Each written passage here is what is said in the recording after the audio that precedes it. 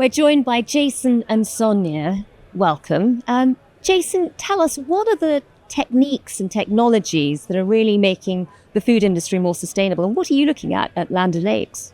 Yeah, so we look across the entire ag ecosystem. We work in crop inputs, we work in animal nutrition, and we work as a consumer goods company in the butter and cheese part of the food system.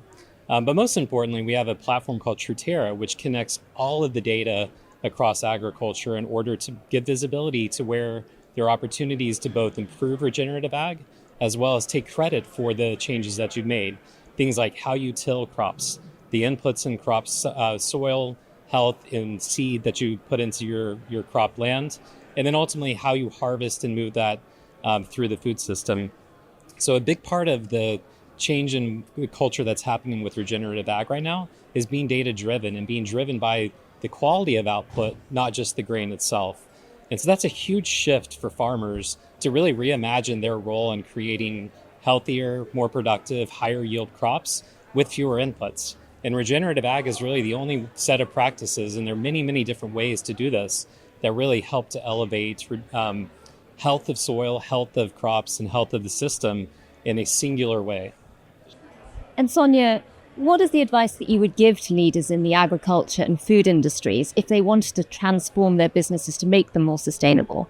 Absolutely. So the advice that I would give them and do give them is to really focus on value creation.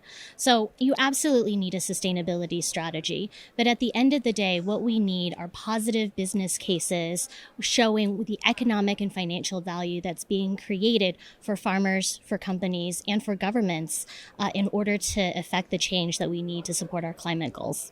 And does investing in sustainability necessarily mean that the prices for the consumer will have to go up?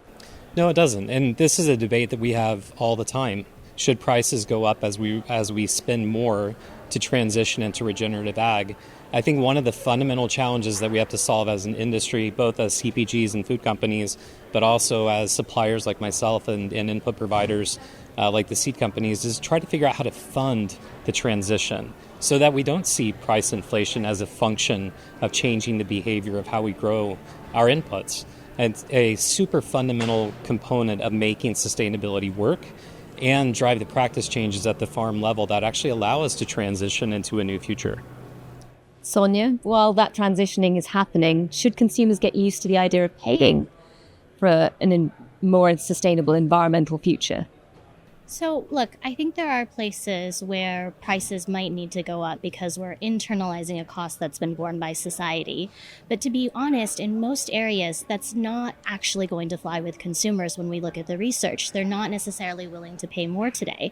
And so we need to be practical about how are there ways that we can use technology and innovations and new business models in order to drive down what are increasing costs over time, especially in food with the impacts of climate change, but also think about who needs to pay. So, for instance, globally, there's over 600 billion in subsidies that go to food and agriculture.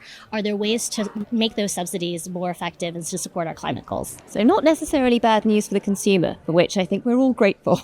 Thank you, Jason and Sonya. Thank you.